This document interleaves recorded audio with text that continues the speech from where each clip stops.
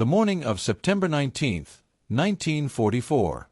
Lorraine, France. A pale mist rolls over the fields, clinging stubbornly to hedgerows and farmhouses. The earth still reeks of wet soil and diesel fumes from the night's movements. From the ridgeline of Hill 265, a dozen Panthers, the pride of German engineering, squat like predators waiting for prey. Their long 75mm guns glisten faintly in the half-light, already leveled toward 5 small dots moving below, Sherman tanks. From a distance, it looks absurd, almost comical. 5 light silhouettes inching across open ground, under the crosshairs of 12 hunters. Every German tanker that morning would have believed the outcome predetermined. The mathematics of steel and armor left no room for doubt. A Panther could punch through a Sherman from 2 kilometers away. A Sherman, in return, had to creep suicidally close, within 100 meters, to even hope of piercing Panther armor. One side carried invincibility on paper, the other carried little more than speed, radios, and faith in coordination. Now, pause. Imagine you are inside one of those Shermans. The interior is cramped, noisy, and smells of oil-soaked canvas mixed with cordite residue. You're sweating in your tanker jacket even though it's cold outside. Your loader taps the shell case nervously, your gunner's eye glued to a periscope that shows nothing but fog. Somewhere out there, sit German cats with fangs of steel. Do you trust your machine? Or do you trust the system behind you? Artillery ready to answer your call, spotter planes circling invisibly above, comrades rehearsed in a choreography of aggression? Here is the irony the Germans could never accept. The battle was never about one tank versus another. It was about whether a philosophy of war built on elegant specifications could withstand a philosophy built on brutal integration. Panther versus Sherman was only the surface. Beneath it churned artillery calculations, air-ground radio nets, and logistics convoys racing through mud. And so, as dawn breaks, the hunters fire. Their first shots carve the mist, but they miss. Within moments, the Shermans respond not with desperate return fire, but with smoke, maneuver, and the invisible weight of an entire system descending on those Panthers. What happens next is not just a firefight. It is a demolition of illusions. By the end of this story, you'll see why the Germans were stunned, not because their mighty tanks failed, but because their entire doctrine collapsed against what they once dismissed as mediocrity. Stay with me, because what looks like 5 Shermans versus 12 Panthers is, in truth, the birth of a new kind of war, one that still defines battlefields today. And if you want more untold stories like this, where history's myths collide with cold steel and human will, then make sure you subscribe, share this episode, and join me for the next chapter. Because here, we don't just retell history. We relive it. September 1944. The Western Front is in chaos, but not in balance. The Allies have broken out of Normandy with shocking speed. Patton's Third Army races eastward, swallowing French countryside mile by mile. Villages that had lived under swastikas for 4 long years now awaken to the thunder of olive-drab columns. Fuel convoys roar along dirt tracks, medics stitch wounds in roadside barns, and French children run barefoot behind jeeps painted with white stars. Yet for all the triumph, there is fragility. The American advance is stretched thin. Supply lines snake hundreds of miles back to the Normandy beaches. Fuel shortages are crippling. Patton's tanks often sit idle not from enemy resistance, but from empty fuel drums. Every division commander knows, if the Germans manage to concentrate armor and strike a vulnerable flank, this lightning advance could collapse. Inside Hitler's headquarters, rage simmers. The humiliation of Normandy, the collapse of France, these blows cut at his myth of German invincibility. His response is impulsive yet characteristic, a counteroffensive in Lorraine. Here, the terrain of rolling hills and scattered villages offers a chance to strike Patton's flank. To execute this, the Wehrmacht scrapes together what remains of its armored reserves, 2 panzer brigades and fragments of an exhausted panzer division. The 113th Panzer Brigade fields 45 Panthers and 45 Panzer IVs, led by Oberst Hans Heinrich von Seckendorf. Alongside them, the 111th Panzer Brigade mirrors that strength. These units are newly formed, their crews often undertrained, but their machines, at least on paper, promised dominance. The Panther tank, with its long 75mm KWK-42 gun, can pierce any Allied armor before the Americans are even close enough to reply. But there is a hidden crisis beneath German steel. Fuel shortages mean many Panthers roll out half-filled, their commanders praying the next supply truck arrives. Training has been compressed into weeks, not months. Crews know their manuals better than they know their tanks. Worse, their reconnaissance is blind. Allied ultra-intercepts and constant aerial surveillance ensure that every German move is shadowed. Meanwhile, German tank commanders must rely on fragmented reports and hope. For the Americans, the contrast is striking. Colonel Bruce Clark and Lieutenant Colonel Creighton Abrams do not trust in the Sherman's armor or gun. They trust in the system. Shermans move not as lone gladiators but as pieces of a choreography. Infantry scouts, artillery observers, tank destroyer ambushes, fighter bombers overhead. Every machine is wired into a web of communication. Every company commander carries radios that can summon hell within minutes. And yet, if you walked the villages of Lorraine in those September days, you wouldn't have seen doctrine. You would have seen ordinary soldiers trying to make sense of chaos. A U.S. tanker scribbles in his diary that fuel rations are cut again, that they steal gasoline from abandoned German depots just to keep rolling. A German lieutenant writes home about engines seizing in the mud, about men terrified of American aircraft they call Jabos, thunderbolts that scream down from the sky. The problem, stripped bare, was this: could Germany's last gamble in the West, technical superiority embodied in the Panther, shatter Patton's momentum? Or would American systematic warfare, though clumsy-looking and reliant on inferior machines, prove unstoppable? That was the gamble of Arracourt. Not merely a clash of tanks, but a clash of philosophies. And the mist of Lorraine would decide which vision of modern war would survive. The heart of Arracourt was not a duel of machines, but a duel of doctrines. On paper, the Panthers held every advantage: armor thicker, gun longer, optics sharper. Yet the Shermans prevailed.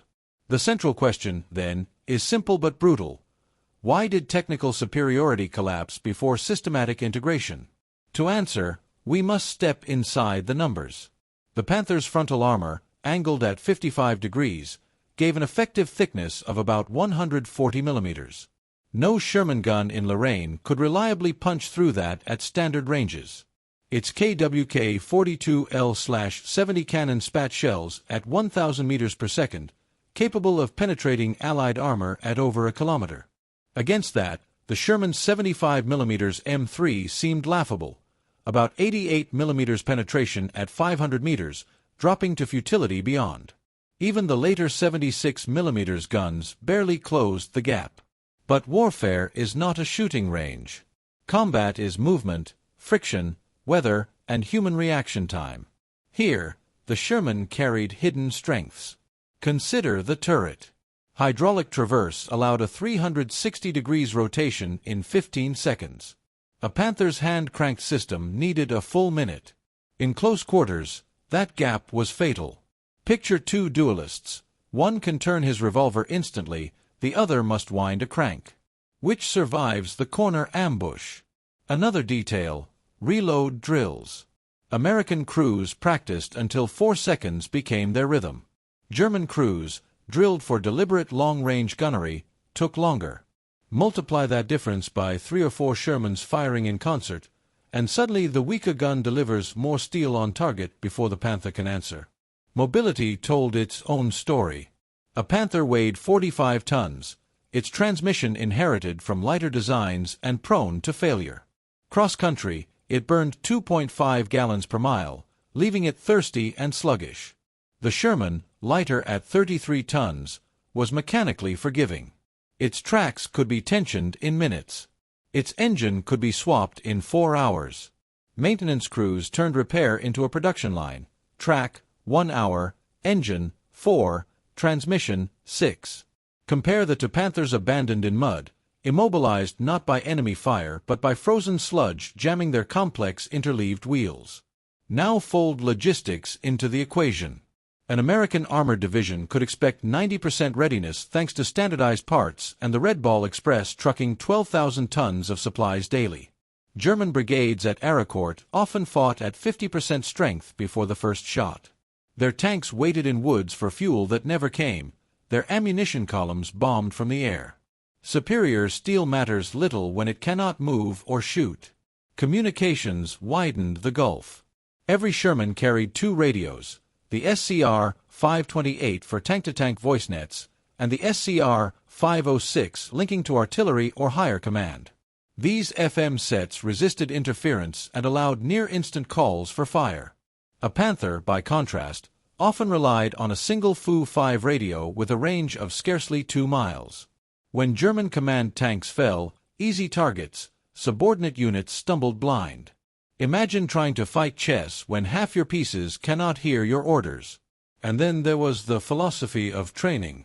At Fort Knox, American crews endured months of standardized regimen, 17 weeks of individual drills, 13 of crew drills, live fire with full ammunition, maintenance practice on every component. Every man could perform every role. If a gunner fell, the loader could take over. If the commander was killed, the driver stepped up. German training by 1944 was a shadow of its past. Fuel shortages meant tankers had hours, not months, behind the controls. Ammunition was too scarce for gunnery practice. Many crews at Arracourt climbed into Panthers with fewer than 100 hours of total experience. They carried manuals more than instincts. Even artillery reflects the difference in philosophy.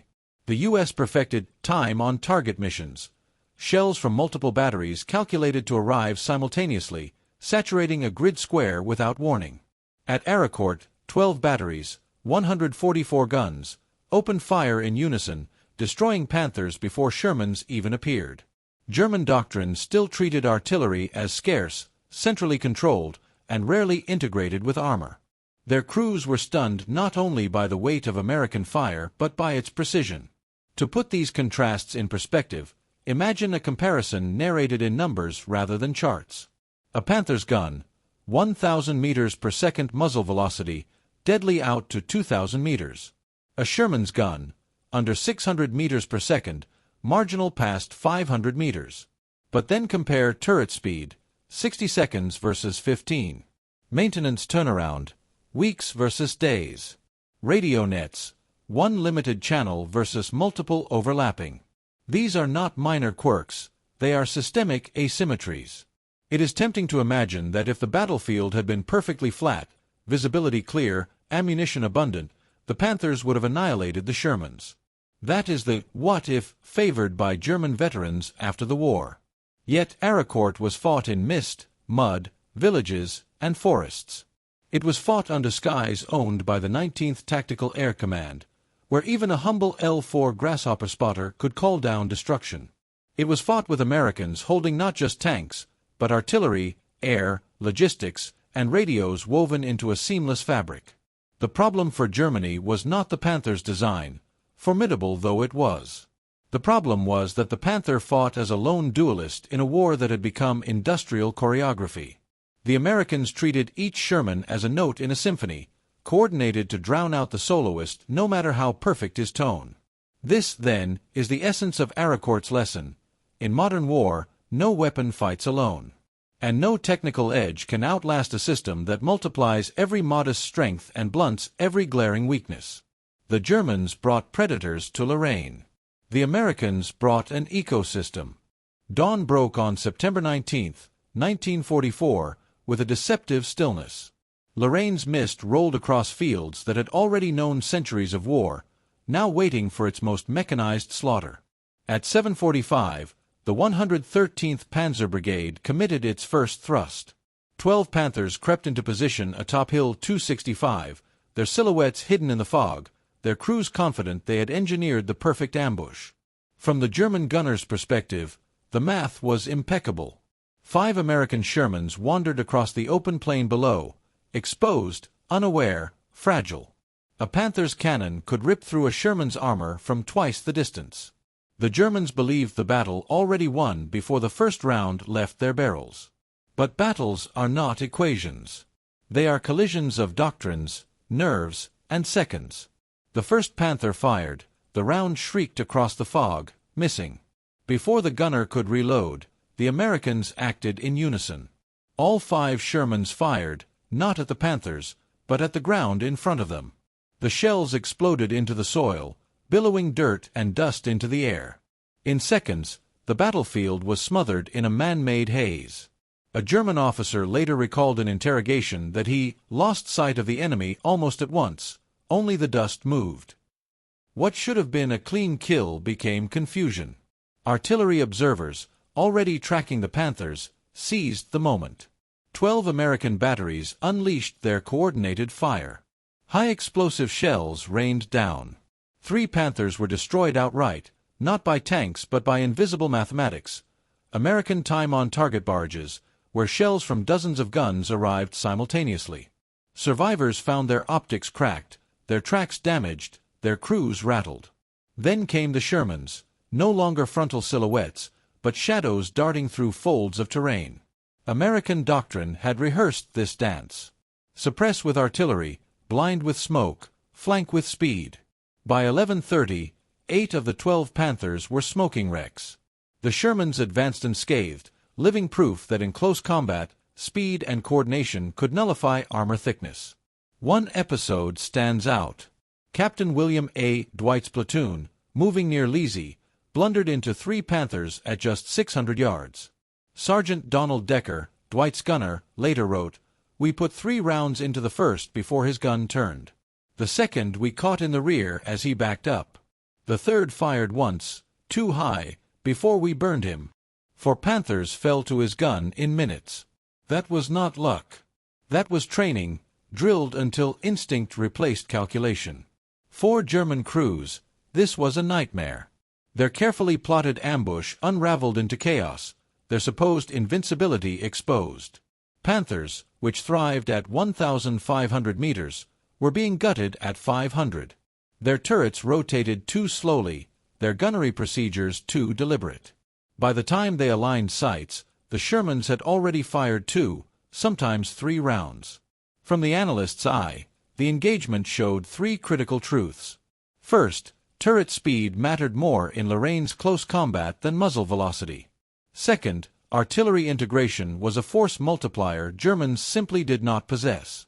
And third, situational awareness, fed by radio networks, gave the Americans the ability to turn reaction into orchestration. By nightfall on September 19th, the fields around Arracourt bore testament. Dozens of German vehicles, tanks and half-tracks alike, lay wrecked. 49 German tanks would fall by the day's end, against minimal American losses. The German survivors withdrew in shock, convinced they had faced not mere tanks but a machine woven into a larger system. The first day of Arracourt was not just a tactical defeat. It was a revelation that American so-called mediocrity could carve apart German excellence when wrapped in artillery, radios, and choreography. For Lieutenant Colonel Creighton Abrams and his 37th Tank Battalion, it was only the beginning. The fog of Lorraine did not lift with the morning of September 20th. Instead, it thickened, rolling low and heavy, cloaking the movements of steel. For the German 113th and 111th Panzer Brigades, this veil seemed a blessing.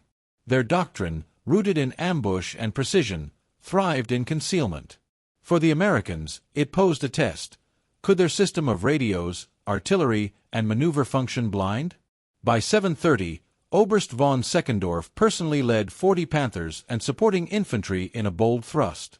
To German eyes, this was the moment to seize momentum, to exploit surprise, to punish the thin American line.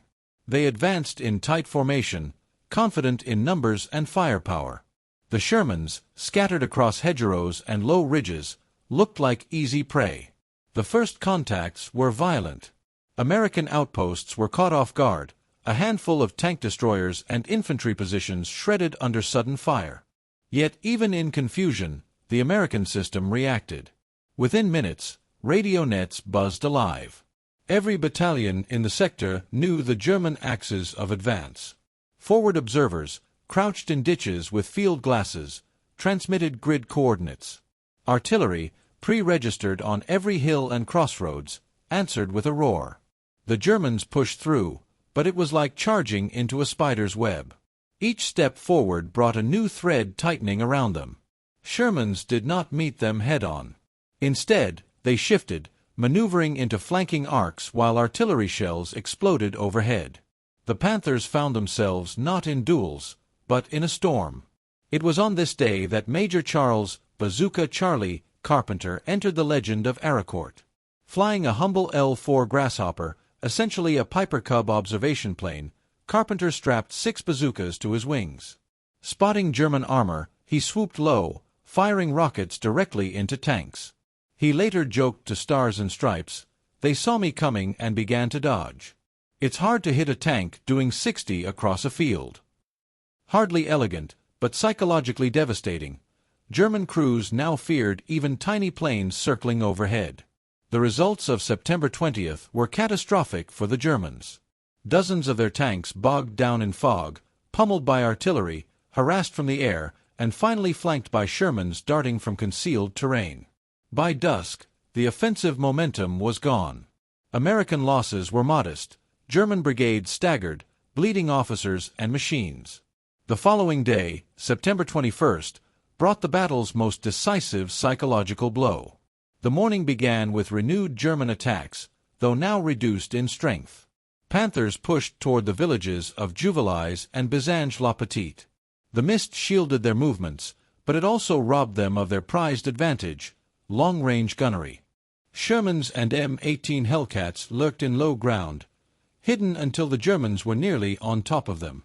Once again, the fog turned into a cruel equalizer. At ranges of 500 to 800 meters, the vaunted 75mm KWK-42 gun lost its overmatch.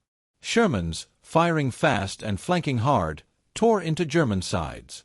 Hellcats, with their astonishing speed, struck from angles the Panthers never anticipated. Oberst von Seckendorf, leading from the front in the old Prussian tradition, paid the price of visibility. His command Panther was bracketed by American artillery fire. A direct hit ripped through, killing him instantly. German survivors later admitted that his death paralyzed the 113th Panzer Brigade. Subordinate officers, drilled to obey rather than improvise, froze. Orders became garbled, momentum died. That evening, the Americans pressed the advantage. Captain James Leach's Company B demonstrated the essence of flexibility. When Leach's radio was knocked out, his platoon leaders continued executing the plan without hesitation. 7 Shermans destroyed 17 German tanks while losing only 1. Leadership had become distributed. The system ran even if a single node failed. The psychological toll on the Germans was immense. Within 48 hours, they had lost their brigade commander, dozens of tanks, and, more dangerously, the confidence in their doctrine. For men trained to believe in the supremacy of steel, it was unbearable to watch that steel burn under the hands of inferior Shermans. From the analyst's vantage, September 20th to 21st proved 3 more lessons. First, fog, thought to favor the ambusher, in fact crippled German long-range firepower and pushed combat into Sherman's envelope. Second, air power, even in its humblest forms, multiplied psychological pressure. And third, German command rigidity, built on hierarchy and obedience, collapsed once its keystones were removed. By the end of the 21st, the fields of Lorraine were strewn with smoking Panthers. American tankers, exhausted but unbroken, began to realize something extraordinary. They were not merely surviving, they were systematically dismantling Germany's last armored gamble in the West. The Lorraine mist returned on September 22nd, shrouding the battlefield in silence broken only by distant engines. For the Germans, battered after the loss of Oberst von Seckendorf, this day offered a chance to regain initiative. The 111th Panzer Brigade under General Major von Braunert tried to rally for a coordinated push. Instead, it met disaster. That morning, as Panthers and Panzer IVs advanced near Juvilliers, American artillery struck with surgical precision. Forward observers, crouched in orchards and ruined farmhouses, called in grid after grid. The 4th Armored Division's guns fired in massed concentrations, shells arriving simultaneously in time-on-target barrages. 4 tank crews inside steel hulls, The effect was suffocating. Hatches clanged shut, optics shattered, tracks ripped loose. In the chaos, Captain James Leach's Shermans once again proved the doctrine of flexibility. Cut off from his own radio, Leach relied on platoon leaders to continue the fight. His 7 tanks destroyed 17 Germans, losing only 1. Survivors described the scene as swarms of Shermans appearing out of nowhere, smoke everywhere, artillery pounding without pause. German attempts to regroup crumbled under constant pressure. Worse still, General Major von Braunert himself was killed in action on September 22, his command Panther obliterated by incoming fire.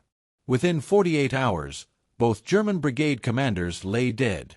For an army drilled on obedience rather than initiative, the loss was catastrophic. Subordinates hesitated, formations stalled, and opportunities vanished. September 23 brought clearer skies, and with them, the full terror of American air superiority.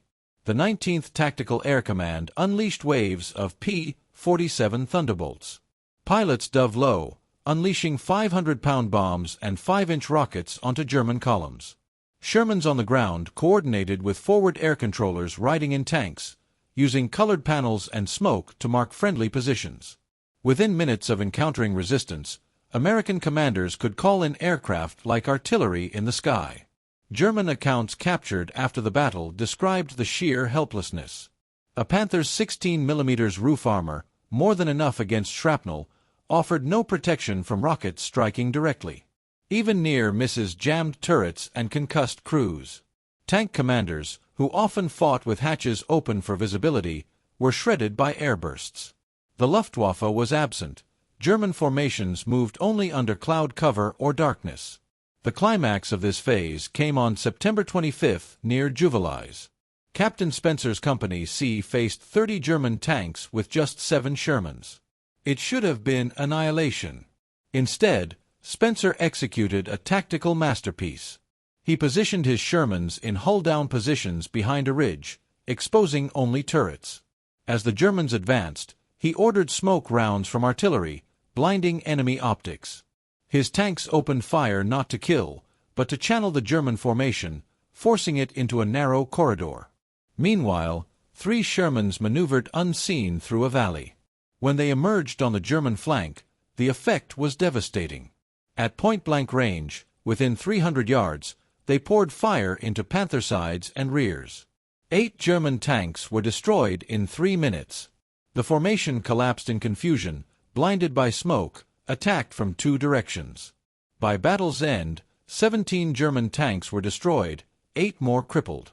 American losses: 1 Sherman damaged, quickly repaired. To the analyst's eye, the lesson was unmistakable. American commanders turned weakness into weapon. Outnumbered, they used terrain, smoke, and timing to fracture enemy cohesion. Turret speed and rate of fire mattered more than armor thickness. Radios ensured coordination across artillery, armor, and air. The Germans fought as machines. The Americans fought as a system. By September 25, the Arracourt battlefield was a graveyard of German armor. Local French villagers, peering from cellars, later recalled the noise. Constant barrages, the ground shaking, houses collapsing under stray shells. But when they emerged, they saw Panthers burning in fields, proof that liberation was real, even if bought at a terrifying cost. For the Germans, the losses were unsustainable. Panthers were not only destroyed in combat, but abandoned by the dozens due to breakdowns and lack of fuel. For the Americans, maintenance crews turned crippled Shermans back into fighting machines within days. The contrast in readiness was no longer a footnote, it was the battle's deciding factor. By nightfall on September 25, the Germans had learned a brutal truth. Their steel was strong, but their system was brittle. The Americans, with supposedly inferior Shermans, had turned Lorraine's fog and mud into an arena where speed, radios, artillery, and air power reigned supreme. By September 26, the German counteroffensive was already staggering, but Berlin demanded more. Reinforcements from the 11th Panzer Division joined the shattered brigades for another push. The plan was bold: mass armor, break through the thin American line, and regain the initiative. On paper, they still fielded dozens of Panthers. In reality, many sat idle, waiting for fuel that would never come. The assault began under a pall of artillery. But this time, the Americans were ready. The 4th Armored Division, reinforced by corps-level assets, unleashed over 150 guns in synchronized barrages. Forward observers radioed grid squares, fire direction centers computed angles, and within seconds shells blanketed entire valleys. German columns dissolved before they reached the line of departure. The official record noted 15,000 rounds fired in a single day. German artillery, sparse and undersupplied, could barely answer. In the chaos, the 704th Tank Destroyer Battalion demonstrated the lethality of speed. Their M18 Hellcats, capable of 55 miles per hour, ambushed a German column near the tree-line. Lieutenant Edwin Leeper's platoon let the Panthers rumble past, then struck from behind. In 12 minutes, they destroyed 5 Panthers and 3 Panzer IVs, escaping unscathed. The Germans never saw them coming. For every Panther felled by Hellcat guns, another was immobilized by mechanical breakdowns. September 27th and 28th saw the battle's momentum collapse further. The skies cleared, unleashing relentless waves of P-47 Thunderbolts. Flying low, they hunted German armor hiding in orchards and villages. Their rockets tore through thin roof armor, their bombs shattered morale. Survivors recalled that even when not under direct attack, the mere sound of engines overhead froze them in place. Movement became impossible in daylight. By the 28th, the German brigades were shadows of their former strength. Panthers, designed for long-range dominance, were now little more than trapped beasts, their crews disoriented, their fuel tanks empty. Entire companies reported half their machines disabled without enemy contact. Maintenance crews, short on parts and working under constant bombardment, abandoned vehicles rather than repair them. The climax came on September 29th. General Otto von Manschufel, one of Germany's most capable panzer leaders, arrived to salvage the counteroffensive. He gathered what remained, around 30 Panthers and infantry from the 11th Panzer Division, and personally led an assault at dawn. His tactics were professional, using fog for cover, coordinating armor with infantry, exploiting terrain. For a brief moment, the old Wehrmacht spirit flickered. But the Americans had anticipated the move. Intelligence intercepts, reconnaissance planes, and French resistance reports gave Colonel Bruce Clark advance warning. American tanks lay in prepared positions, artillery pre-plotted on every approach. As the fog lifted, the kill zone closed. Shermans held the center, trading shots from hull-down ridges. Hellcats struck from the flanks, their speed turning the battlefield into a hunting ground. Artillery cut off German infantry from their armor. Then came the P-47s, swooping down in screaming dives, adding fire to the storm. By noon, the German assault lay shattered, 22 tanks destroyed or abandoned, survivors retreating toward the Moselle. When the smoke cleared on September 29th, the scale of defeat was staggering. From an initial force of 262 German armored vehicles, only 62 remained operational, a 76% loss. The 113th Panzer Brigade ceased to exist. The 111th was gutted. Even the veteran 11th Panzer Division was reduced to regimental strength.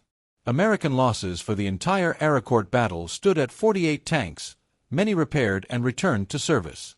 The kill ratio was 3.6 to 1 in favor of the U.S. Army. Numbers alone tell the story. German armor was superior individually, but the American system proved superior collectively. For French civilians, liberation came at a cost. Villages like Arracourt and Juvilliers were scarred by shellfire, their homes collapsed, their fields littered with twisted wrecks. Yet many remembered the sight of burning Panthers as a symbol of freedom. One mayor later told reporters, "When we saw the German tanks burning, we knew the Americans had won." For the Germans, Arracourt was more than defeat, it was disillusionment. Their last gamble in the West had not only failed but exposed the bankruptcy of their doctrine. Panthers, once the terror of Europe, were reduced to carcasses. Their crews, trained for long-range duels, were crushed in close, chaotic battles orchestrated by artillery, radios, and air power. For the Americans, the victory was vindication. Their doctrine of combined arms, their reliance on logistics, their training at Fort Knox, all had proven decisive.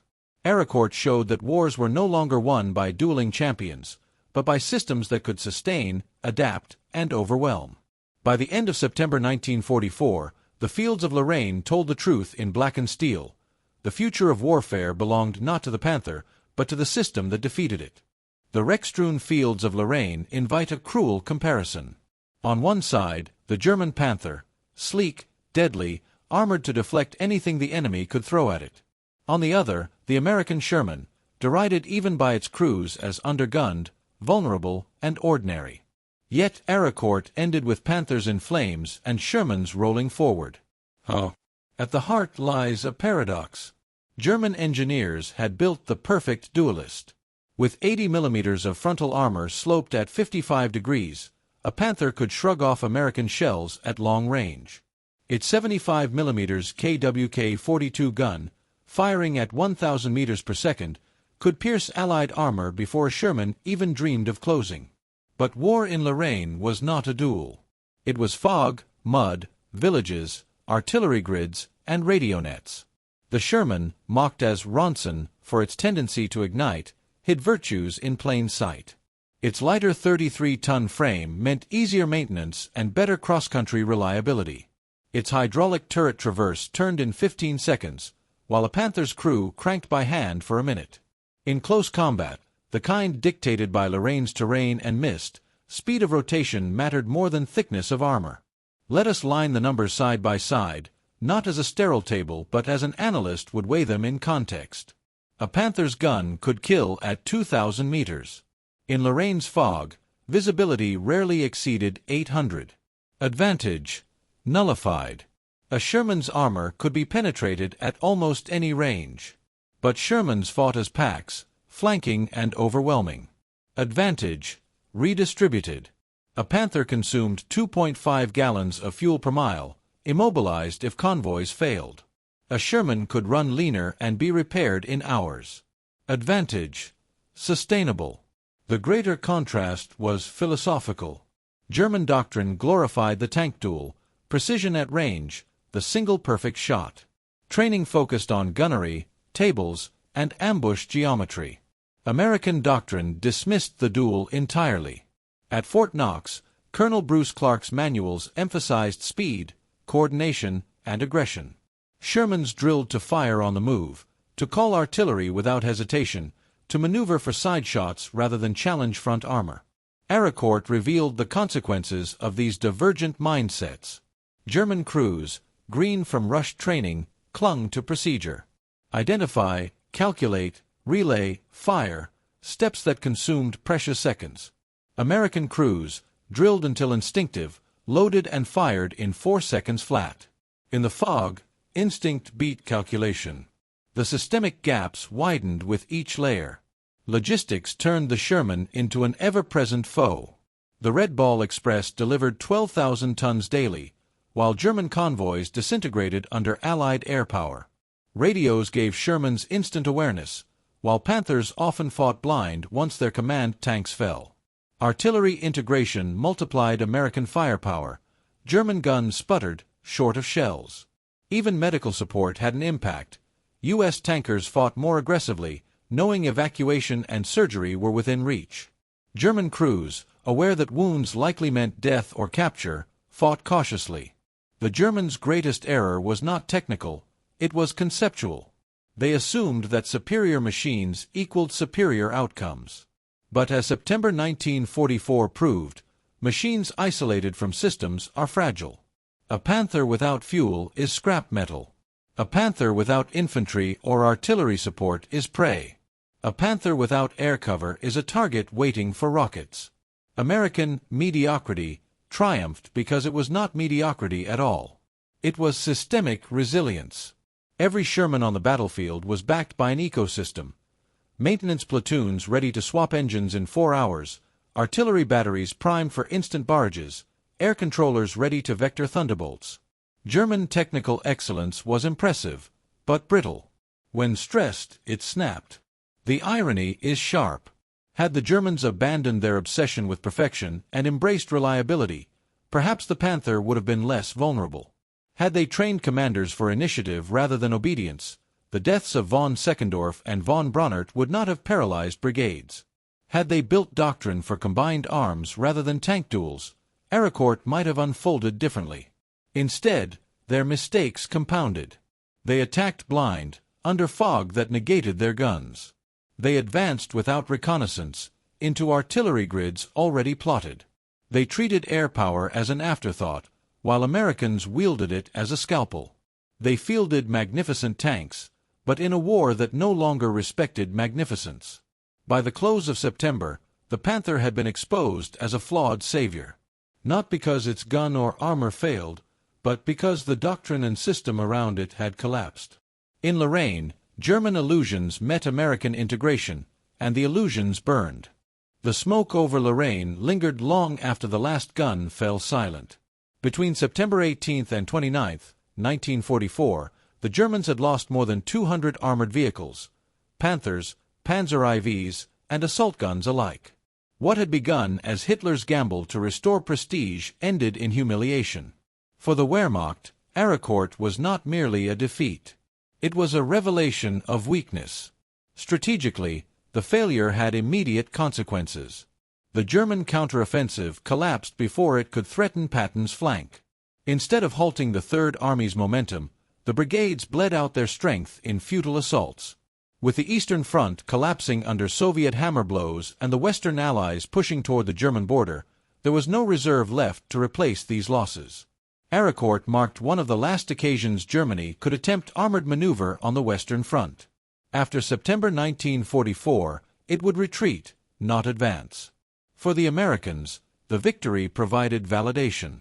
Sherman crews who had long whispered about their inferior tanks now had proof that they could outfight Panthers. The lesson was not that the Sherman was secretly better, no tanker believed that, but that the system behind it worked.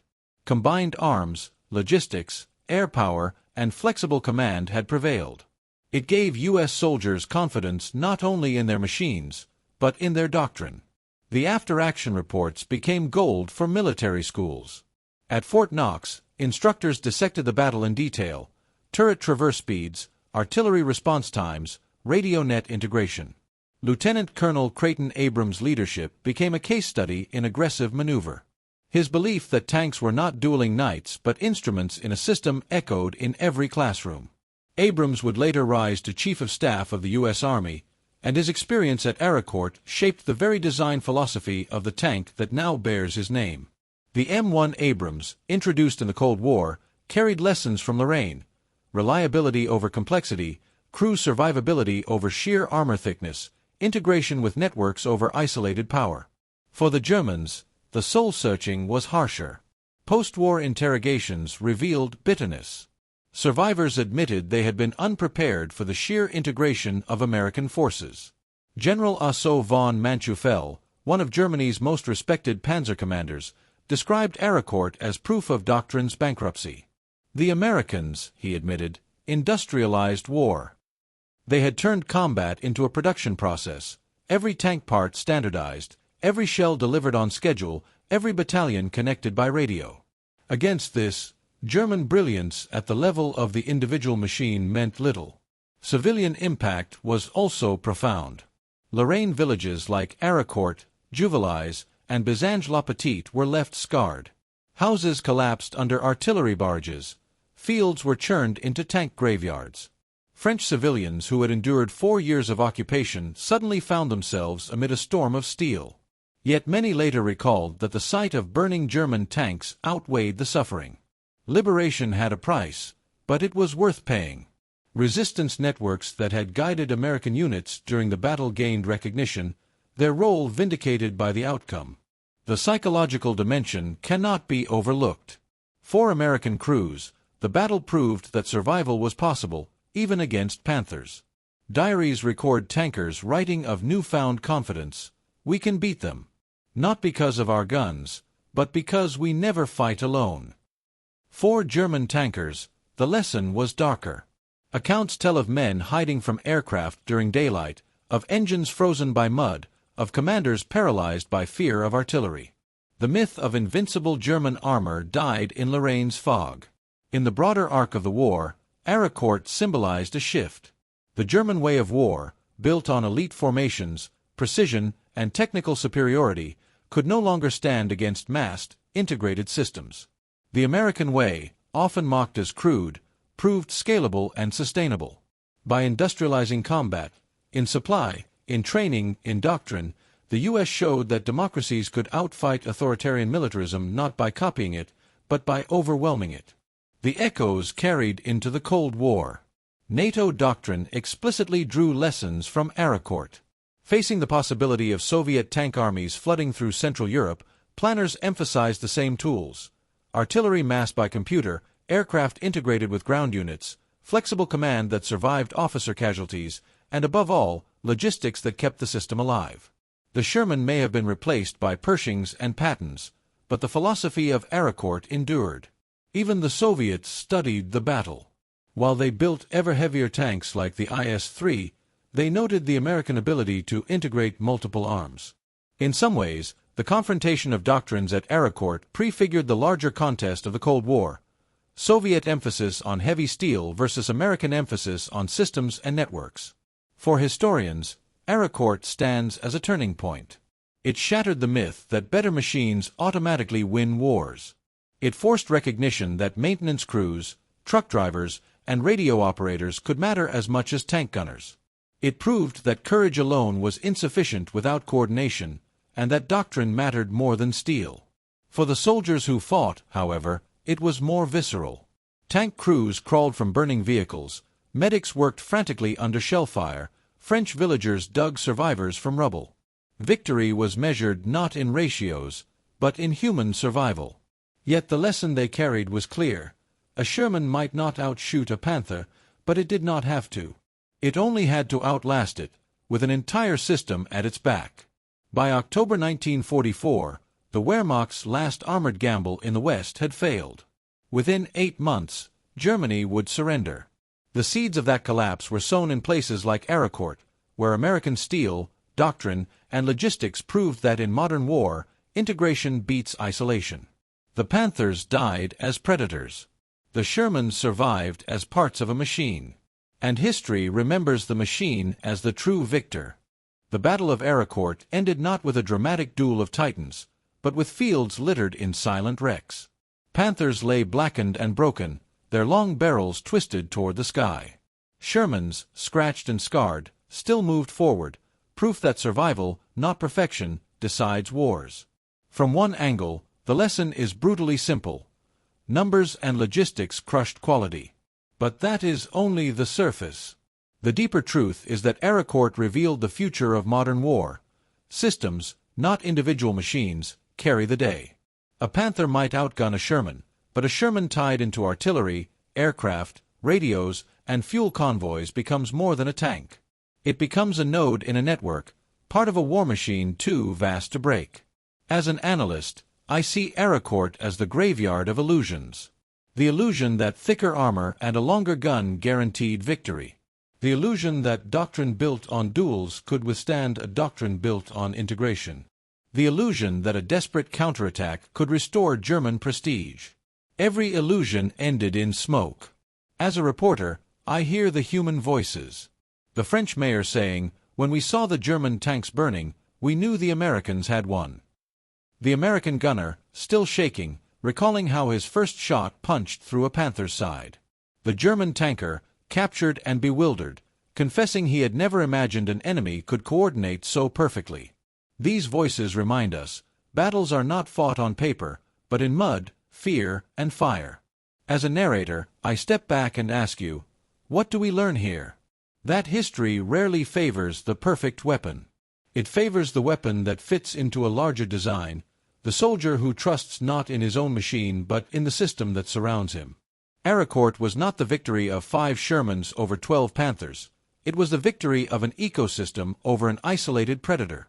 And here is where the lesson touches us today. In every field, whether war, business, or technology, we are tempted by shiny perfection.